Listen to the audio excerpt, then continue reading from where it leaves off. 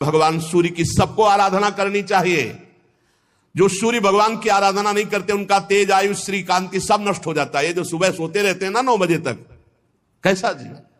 अरे भुवन भास्कर भगवान आ रहे हैं, कम से कम उठ जाओ सैया से, इतना ही आदर करो, इतना ही आदर कर लो। उत्तम बात तो है कि नहा धोकर के अर्घ दो, थोड़ी देर नाम जप करो। मनुष्य जीवन मिला है क्या? मरना है, मरना है। या आनंद के लिए आए हो, आनंद श्री जी के नाम रूप लीला धाम में, सोने में नहीं। सूर्य उदय सैया पर हो जाना बड़ा मंगलकारी है। इसलिए जिन जिन के कानों में शब्द पड़ रहे हो, अगर आप रात्रि जागरण करने की सेवा करते हैं, ड्यूटी देते हैं, तो आप सूर्य उदय के समय उठ जाइए और उनको प्रणाम करके फिर सो जाइए। पर सूर्य उदय होते समय आपका उठना अनिवार्य है। अगर ऐसा नहीं तो आपकी श्री, कीर्ति, शांति, मंगल, सुख सब नष्ट हो जाएंगे। देख लेना, आप देख लेना।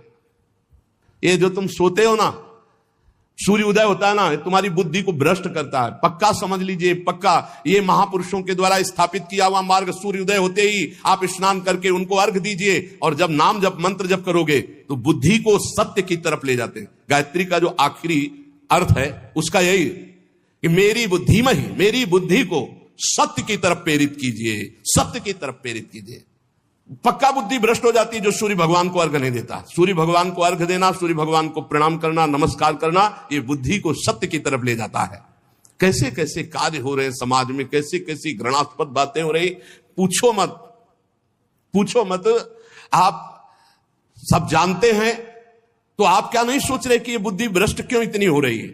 ये बुद्धि भ्रष्ट, श्री, कीर्ति, वैभव सब नष्ट हो जाएगा। इसलिए मान लो हमारी प्रार्थना, आप रात की ड्यूटी करते हो तो घर वालों को बता दो कि सूर्य उदय होने के पहले मैं जगा देना। जग जाओ, 5 मिनट हाथ जोड़कर नाम जप करो, प्रणाम करो। भगवान हमको ऐसी ड्यूटी लगाए हो कि अब हम भजन नहीं कर सकते, अब हम सोएंगे। फिर सो जाओ, बच जाओगे।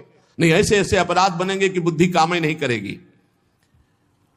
ये जो पुरुष सूर्य भगवान का अपमान करते हैं, उनकी आयु का नाश करते हुए आकाश में विचरण करते हैं। सूर्य की तरफ थूकना, लघु शंका करना, यह सब पशुवत आचरण। अब ज्ञान नहीं रह गया, न शास्त्र सुनना है और न शास्त्र पढ़ना है। अब तो जो कुछ है वो मोबाइल है। अरे धर्म से चलो, भगवान का नाम जप करो, नमक रोटी खाओ, चैन से जियो। जीना नहीं आ रहा, जीना नहीं आ रहा। बेविचार प्रवृत्ति बढ़ती चली जा रही, धन लोलुपता बढ़ती चली जा रही, हिंसा बढ़ती चली है। क्यों? वासना में इतना भूत चढ़ गया है, कुछ ज्ञान नहीं।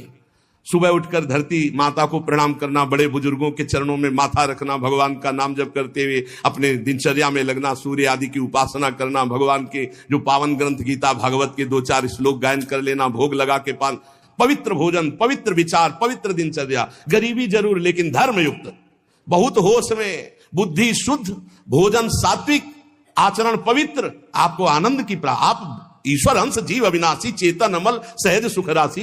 सहज सुख राशि कहां पहुंच गया? दुख राशि में घूम रहा है। अरे अब तो दिनचर्या नहीं है। क्या इसमें आयु बढ़ेगी?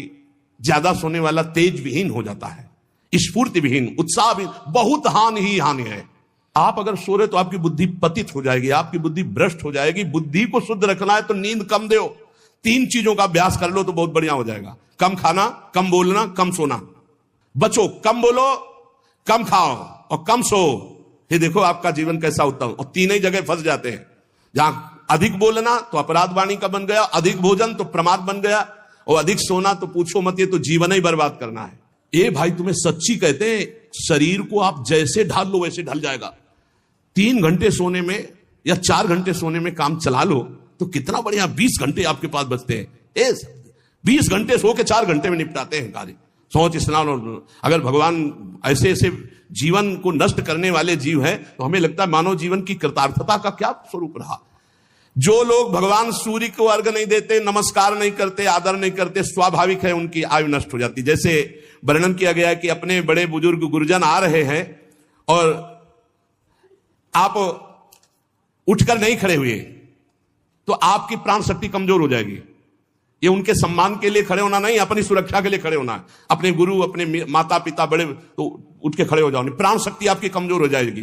भगवान के लिए ही सिर्फ तुम्हारा मानव जीवन है। इसमें आराधना करके आप दिव्य योग शक्ति संपन्न हो जाइए। ब्रह्मा जी ने ये समय का रचना किया। विदुर जी कहते सतयुग, त्रेता, द्वापर और कलयुग। ये सुना है तो प्रभु इनका समय क्या है, इनका संध्यांश क्या है? तो मैत्रेय जी ने कहा ये 4 युग अपनी संध्या और संध्यांशों के सहित देवताओं के 12,000 वर्ष तक रहते हैं, ऐसा बताया गया है। सतयुग में दिव्य वर्ष की बात है, 4,000 दिव्य वर्ष और 800 संध्यांश दिव्य, तो 4800 वर्ष दिव्य। मानवीय गणना में अलग होता है और ये दैवी गणना में अलग होता है। जैसे दैवी गणना में कलयुग है 1200 दिव्य वर्ष, तो मानवीय गणना में 4,32,000 वर्ष, 4,32,000 वर्ष। तो द्वापर कितना हुआ? 8,64,000 32 दूनी, तो 8,64,000 वर्ष द्वापर। इसका तिगुना त्रेता और इसका चौगुना सतयुग, ऐसा वर्णन है। ये 4 युग है। सतयुग के मनुष्यों में धर्म चारों चरण से रहता है, और फिर त्रेता युग में 1 चरण क्षीण होता है, फिर द्वापर में 2 चरण क्षीण होते हैं, कलयुग में 3 चरण क्षीण हो जाते, 1 चरण से चलता है धीरे धीरे। और जब ये चतुर्युगी 1000 बार चतुर्युगी बीत, तो ब्रह्मा जी की रात्रि आ जाती है। सबको समेट करके नाश करके ब्रह्मा जी अपनी दुकान समेट करके भगवान नारायण में लीन और शयन करते हैं। फिर 1000 चतुर्युगी के बाद फिर रचते हैं। ऐसे चलता है दिन रात, रात में सो गए, दिन में रच दिया। फिर जो पूरी ब्रह्मा जी की आयु होगी उसे महाप्रलय कहते हैं। कुछ नहीं, सब समाप्त। ब्रह्मा जी का जब तक दिन चलता तब तक सृष्टि चलती, और जहां रात आती तो सब समेट लेते हैं। ब्रह्मा जी के एक दिन में 14 मनु बदलते हैं, एक दिन में 14 मनु। अरे बड़ा विचित्र खेल है। एक मनु का राज्यकाल जानते हो कितना होता है? 71 चतुर्युगी, 71 बार चतुर्युग, चारों युग व्यतीत हो जाएंगे तब एक मनु, और 14 मनु ब्रह्मा जी के एक दिन में बदलते हैं। प्रत्येक मनवंतर में सप्त ऋषि, देवता और इंद्र और गंधर्वराज ये सब बदल जाते हैं।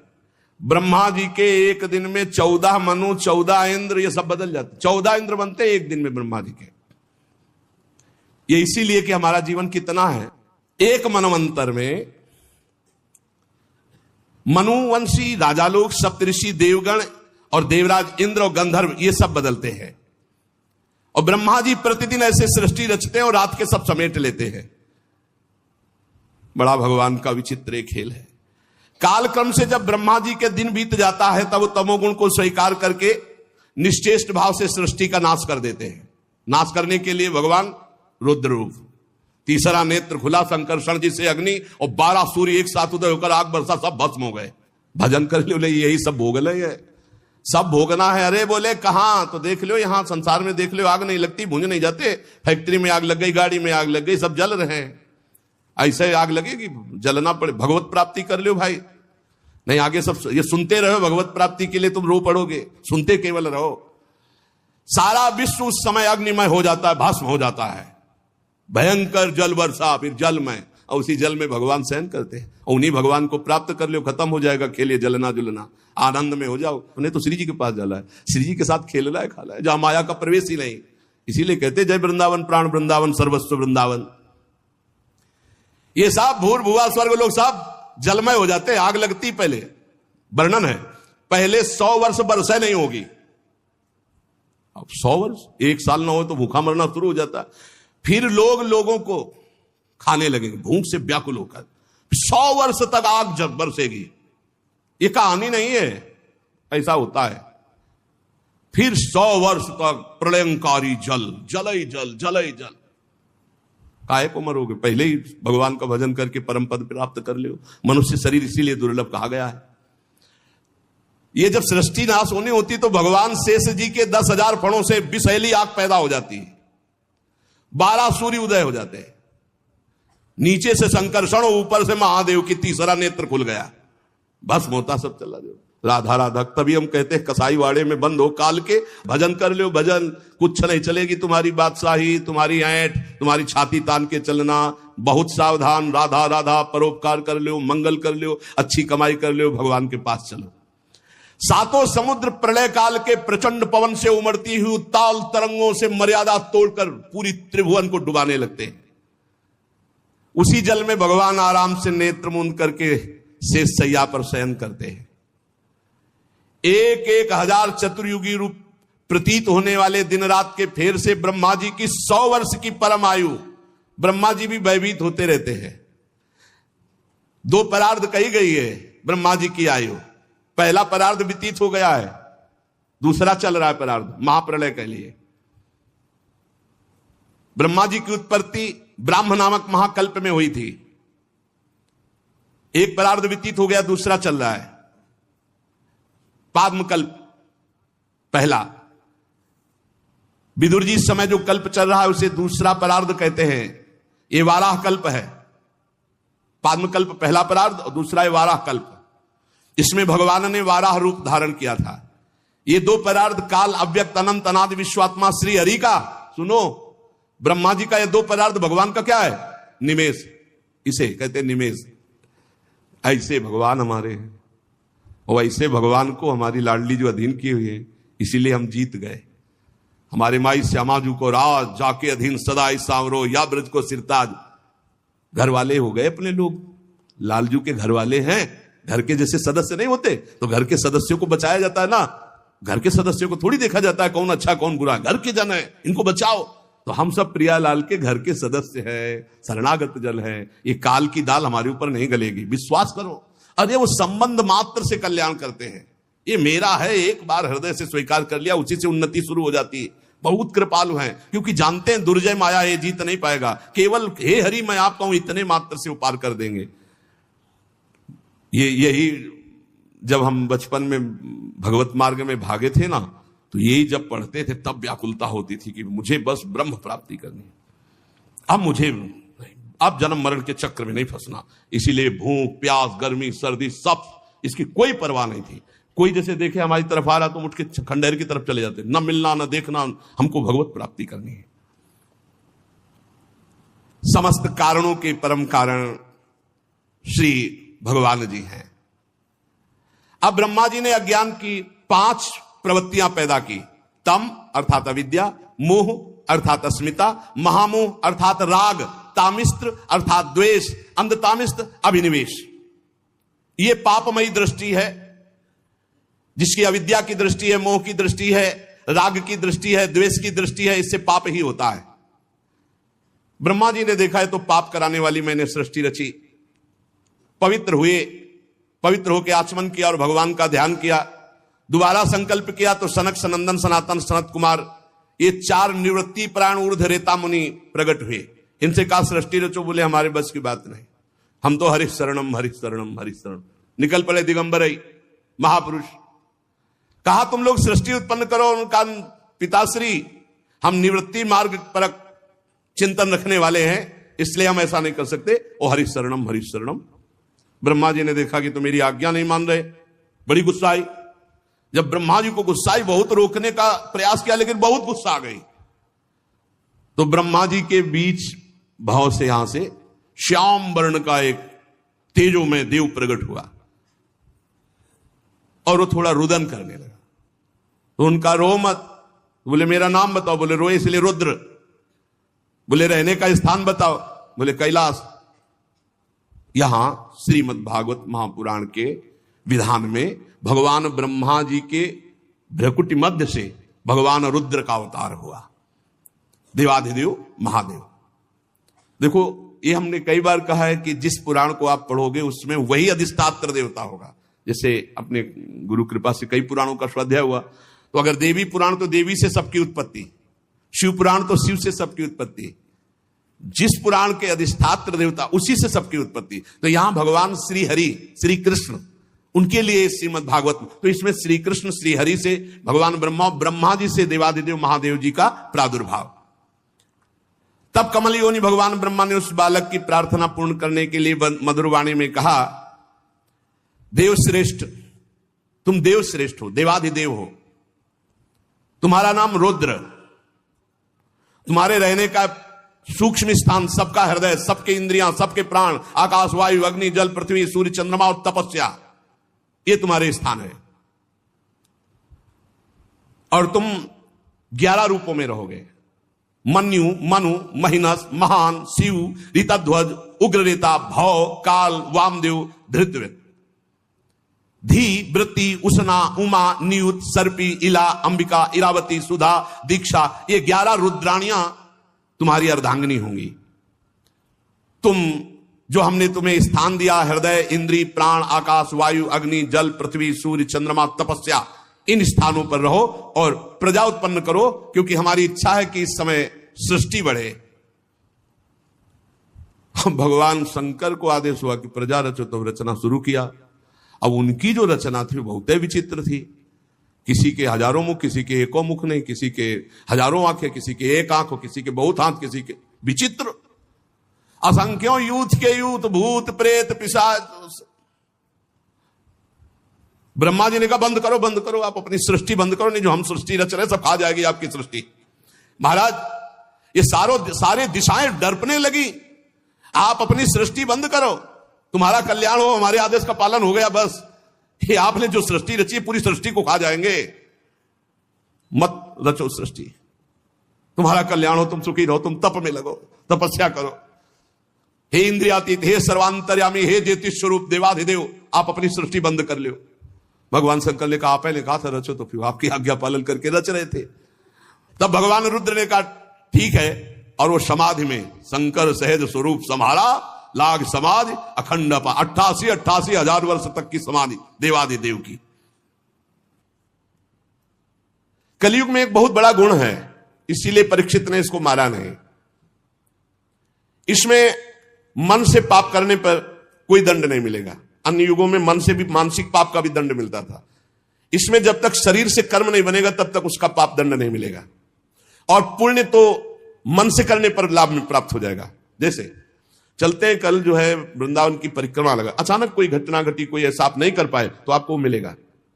कलयुग का एक बहुत बड़ा प्रताप कि इसका मानसिक संकल्प से पुण्य कर्म तो प्राप्त हो जाता है, लेकिन पाप कर्म का फल नहीं मिलता। गोस्वामी जी ने भी लिखा है, कलिकर एक पुनीत प्रतापा, मानस पुण्य हुए और नहीं पापा। तो यहां कह रहे बड़ा भारी इसमें लाभ है। अगर मानसिक पाप का फल मिलता तो हमें लगता है कि नरक ही मिलता और कोई रास्ता ही नहीं रहता, क्योंकि मन तो गंदी गंदी बातें सोचता रहता है।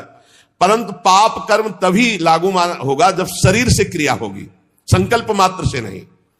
और ये कलयुग प्रमादी लोगों पर ज्यादा आक्रमण करता है, जो समय व्यर्थ करते हैं। नाम जप करो, भगवत लीला गायन करो। कभी कहां कलयुग है, कहां इस समय कलयुग है? जब भगवत चर्चा सुन रहे, भगवत नाम कीर्तन, भगवत भजन, तो अब बैठ के इधर उधर भोगों का चिंतन करोगे, गंदी बातों का। तो भगवान श्री कृष्ण चंद्रजू के चरण कमलों का मादक मधुर मधु संतों के संग से प्राप्त होता है। इसीलिए भगवत प्रेमी भक्तों के लव मात्र के सत्संग के समान ना स्वर्ग है ना मोक्ष है, फिर तुच्छ इन मृत्यु लोक के भोगों की तो बात ही क्या। महाराज, हम भगवान श्री कृष्ण की लीलाओं से भरे हुए पावन चरित्र को सुनना चाहते हैं। सूत जी ने कहा, अहो ताप महात्माओं के संग से आज मेरा जन्म धन्य हो गया, क्योंकि जब महापुरुषों से बातचीत करने का अवसर मिल जाता है तो सारे पाप नष्ट हो जाते हैं, हृदय पवित्र हो जाता है बातचीत मात्र से। वास्तव में अनंत भगवान की हम पर बड़ी कृपा है, जो आप 88,000 ऋषि बैठकर भगवत चर्चा सुन रहे हैं और बार बार प्रश्न करते हैं भगवान की लीला कथा का। भगवान के गुणों की क्षमता भी जब कोई नहीं कर सकता तो उनसे बढ़कर कोई हो ही कैसे सकता है। उनके गुणों की विशेषता समझाने के लिए इतना कह देना पर्याप्त है कि लक्ष्मी जी अपने को प्राप्त करने की इच्छा से प्रार्थना करने वाले ब्रह्मादि देवताओं को छोड़कर भगवान के ना चाहने पर भी उनके चरण कमलों की रच का सेवन करती है। ब्रह्मा जी ने भगवान के चरणों का प्रक्षालन करने के लिए जो जल समर्पित किया, वही जल गंगा जी के रूप में आज त्रिभुवन को पावन कर रहा है, और भगवान देवादिदेव महादेव अपने माथे पर उसे धारण किए हुए है। ऐसी अवस्था में त्रिभुवन में श्री कृष्ण के अतिरिक्त भगवान शब्द का दूसरा और क्या अर्थ हो सकता है? सूत जी कहते हैं, जिनके प्रेम को प्राप्त करके धीर पुरुष बिना किसी हिचक के देह गे आदि की दृढ़ आसक्ति को छोड़ देते हैं, उन परमहंसों के स्वामी, परमहंसों की प्रिय आत्मा भगवान श्री कृष्ण की आराधना के सिवा हम किसकी आराधना करें? ऋषियों, जैसे पक्षी अपनी शक्ति के अनुसार आकाश में उड़ते हैं, वैसे ही विद्वान लोग अपनी अपनी बुद्धि के अनुसार भगवान के लीला चरित्रों का गायन करते, पर पार कोई नहीं पा सकता। एक दिन की बात है कि राजा परीक्षित धनुष लेकर वन में शिकार खेलने के लिए निकले। यह शिकार मांस भक्षण के लिए नहीं होता था, ये उन पशुओं का शिकार होता था जो रोगी पशु होते थे, जिनसे संक्रामक रोग प्रजा को फैलने का होता था, तो उनको जान जान करके फिर उनका उद्धार करते थे। ये राजा का कर्तव्य होता था। महाराज शिकार खेलने में बहुत आज पीड़ा को प्राप्त हुई, भूख प्यास थकान, पता नहीं क्यों अभी तक नहीं हुआ था, क्योंकि कलयुग ने विचार किया कि इन्हीं के ऊपर सवार हो। हमने संतों से सुना कि जब जरासंध का वध हुआ तो उसका जो मुकुट था वो भीमसेन ले आए थे। तो आज पता नहीं क्या महाराज परीक्षित के, संतों से सुना है हमने, महाराज परीक्षित ने वही मुकुट धारण किया, जो ही धारण किया सो कलयुग उसमें विराजमान हो गया। तो आज थोड़ा ही अभी उनको प्यास लगाई, बड़ी भूख लगाई, शरीर में बड़ी थकान, ऐसा कभी नहीं हुआ था। क्या जंगल में वो जलाशय नहीं थे क्या? क्या राजा के पास सुविधा नहीं होती क्या? क्या राजा कभी अकेले जाता है? सैनिक और व्यवस्था, चक्रवर्ती सम्राट है, कोई साधारण आदमी थोड़ी है कि धनुष बाण उठाया और शिकार को चल दिए। पूरा वैभव, बड़े बड़े सरोवर, बड़े हुक्म कर देते तो कौन सी बात थी जो वहां पूर्ण ना हो जाती। लेकिन सबको छोड़कर अकेले एक ऋषि के आश्रम में निकल चले गए, रोक दिया सबको, ऋषि के आश्रम में गए। देखा वहां शांत भाव, शरीर देह भाव से ऊपर उठे हुए समाधि में स्थित महापुरुष, जिनके इंद्रिय प्राण मन बुद्धि सब ब्रह्माकार है, प्राण भी संचलित नहीं हो रहे, शांत ब्रह्म में स्थित ऐसी समाधि, जड़ की तरह, ठूठ की तरह एकदम, बस जागृत स्वप्न सुषुप्ति तीनों अवस्थाओं से ऊपर तुरी पद में स्थित महापुरुष, जटाएं बिखरी हुई है, कृष्ण मृग चर्म नीचे धारण के। परीक्षित जी वहां गए और कहा मैं प्यासा हूं, सुनो मेरा गला सूख रहा है, पानी पिलाओ। कभी ऐसा नहीं, ब्रह्म ऋषि के आश्रम में ऐसा आदेश चक्रवर्ती सम्राट होते, कभी ऐसा नहीं। ताज उतार करके वहां नंगे पैर, बहुत हाथ जोड़कर, ऐसे कभी नहीं। आज कलयुग बुद्धि में बैठा हुआ इसलिए ऐसा हो गया। अब वहां कोई हो बाहर तो वो तो समाधिस्थ है, ना उनको आसन मिला बैठने को, ना पीने को पानी, ना कोई शब्द, ना कोई मीठी बात। आज इनको अपमान का बोध हो रहा है, मेरा अपमान। चक्रवर्ती सम्राट महाराज परीक्षित आए, ना कोई मीठे शब्द, ना कोई आसन, ना कोई जल। अब दृष्टि बदली हुई है, देखा ऋषि को ढोंग तो नहीं कर रहा है, बुद्धि का खेल है। आज तक कभी ऐसा नहीं। तो देखते हैं, अभी बाहर निकले तो एक मरा हुआ सर पड़ा था, ऐसे धनुष की प्रत्यंचा से नोक से उठाया जाके से, अब वो थे ही नहीं, वो तो अंतर में भाव समाधि में डूबे हुए चल पड़े। पहला जिंदगी का, इसमें लिखा हुआ है, पहला जिंदगी का ये घटना अवसर था जो ये अपराध बना महाराज परीक्षित। आज तक कोई अपराध नहीं बना, पहला अभूतपूर्व, सहसा अभूतपूर्व, कभी ऐसा नहीं हुआ। ये पहली बार हो रहा है, क्योंकि खोपड़ी में कलयुग बैठा है। मरा हुआ सांप डाल दिया, उपहास करते राजधानी में चले आए। मन में सोचते यार महात्मा जो है मुझे देख करके आंख बंद कर लिया होगा कि क्या राजाओं से बात करें, हमारा राजाओं से क्या प्रयोजन है, झूठ मूठ समाधि का ढोंग कर रहा है। इतना सोच जाना नहीं। एस किम